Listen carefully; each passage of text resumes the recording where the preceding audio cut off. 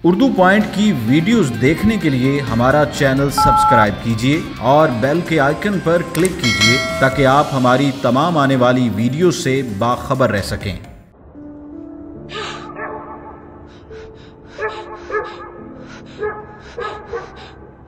नाजरीन, मैं हवा की बेटी हूँ।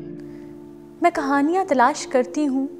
हर रोज़ एक नई कहानी मेरे सामने आती है तो मैं उसको कलम बंद कर लेती हूँ। मैं चाहती हूँ मैं ये कहानियाँ आपको सुनाऊँ और इस मुआशरे में जिन्स और रयाकारी का शिकार होने वाली मजलूम हवा की बेटियों पर गुजरने वाली क़यामतों के बारे में आपको बताऊँ। आज जो कहानी मैं आपको सुनाने जा रही हूँ उसे सुनकर और देखकर आप बेसाख्ता अपने दिल को थाम लेंगे।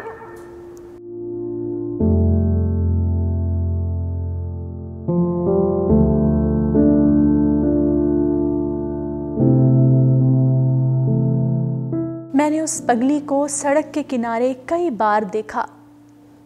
बिखरे बाल, मैले कपड़े और हाथों में एक खूबसूरत सी गुड़िया पकड़े वो हर आने जाने वाले की तवज्जो बनी होती।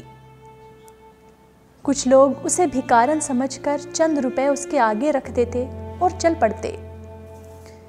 मैंने कभी उसको उन पैसों को उठाते नहीं देखा। वो वहीं पड़े रह जाते। जब वो गुड़िया से खेल रही होती तो उसकी आंखों में कुछ ऐसे सवाल छुपे होते जिनका जवाब शायद कोई नहीं जानता था।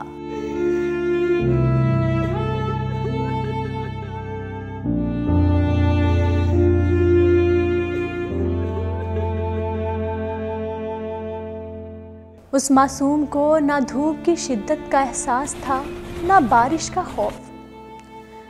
वो एक तरफ बैठी अपनी अलग दुनिया में मगन रहती।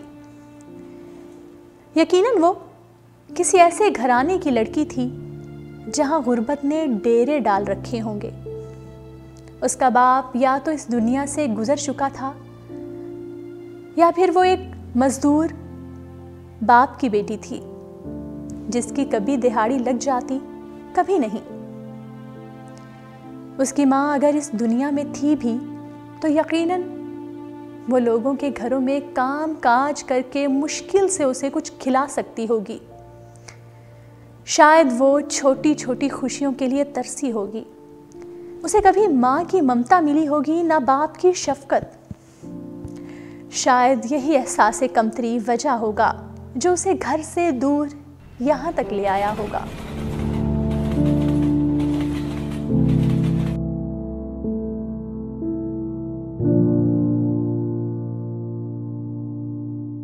मैंने देखा कि वो बार बार हाथों में गुड़िया लिए उससे कभी बातें करने लगती, कभी उसका माथा चूमने लगती तो कभी उसे सीने से लगा लेती।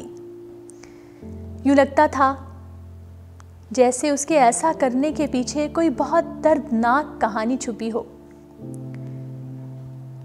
जैसे वो गाँव के किसी खेत में अपनी माँ से भाग रही हो कि उसकी माँ ने उसे पकड़कर सीने से लगाया हो, उसके माथे पर बोसा दिया हो, उसके हाथों में वो गुड़िया कुछ ऐसी ही कहानी सुना रही थी।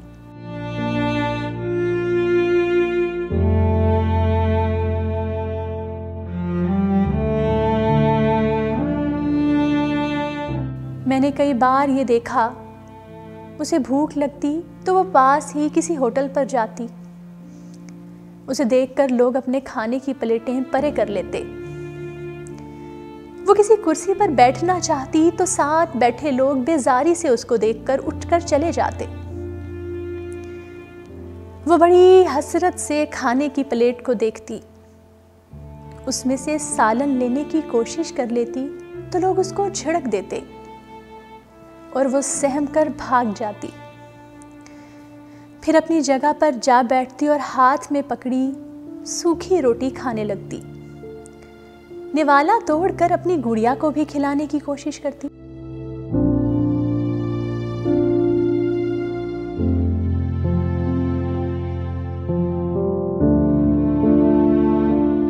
मैं देख रही थी, एक दिन उसको कुछ आवारा गर्द नौजवान तंग कर रहे थे।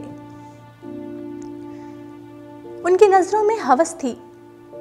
वो एक दूसरे से बड़े गलत इशारों से कुछ कह रहे थे।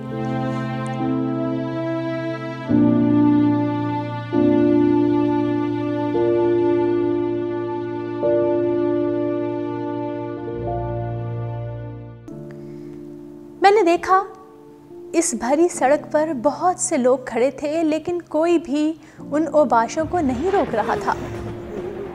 उनके लिए वो पगली जैसे हवा की बेटी नहीं, कोई जानवर थी।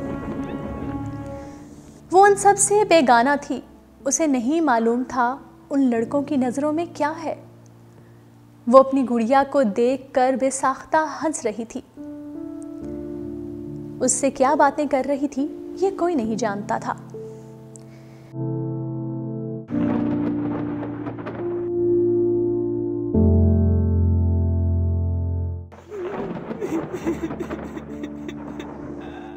एक नौजवान ने आगे हाथ बढ़ाकर उससे गुड़िया छीनना चाही तो उसने गुड़िया को बाजू में छुपा लिया।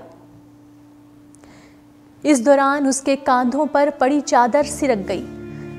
मैले कुचैले बालों ने उसका सीना ढांप लिया। वो पगली थी। कुदरत ने उसके अंदर हया का मादा रखा हुआ था। सहम कर उसने अपना चेहरा अपने घुटनों में छुपा लिया। बेहया नौजवान कह लगाते लड़खड़ाते चले गए।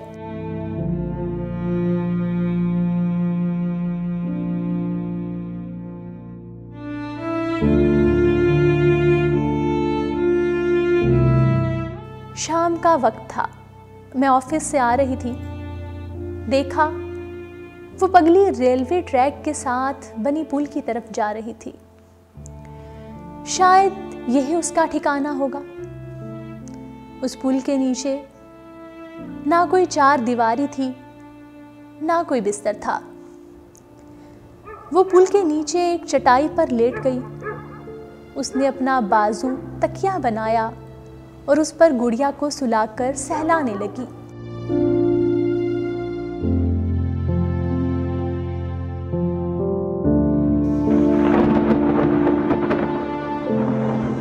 मैं पलट रही थी कि देखा वही ओबाश नौजवान उसकी जानिब बढ़ रहे थे। उनकी नीयतों में फतूर था। उन्होंने बड़ी बेदर्दी से उसकी गुड़िया को उठाकर फेंका। पगली की आंख खुल गई और वो हड़बड़ा कर उठ बैठी। मैंने हवा की बेटी को आज इस भरे शहर में लुटते देखा, जहां कोई उसको मुंह नहीं लगाता था, कोई रोटी का निवाला उसके मुंह में नहीं डालता था, कोई उससे पूछता नहीं था, बेटी तुमने मुंह धोया है? क्या तुमने नहा लिया है? देखो तुम्हारे ऊपर कितनी मैल चढ़ गई है, तुमसे बदबू आती है, तुम्हारे बाल उजड़ गए हैं, कभी नहा भी लिया करो।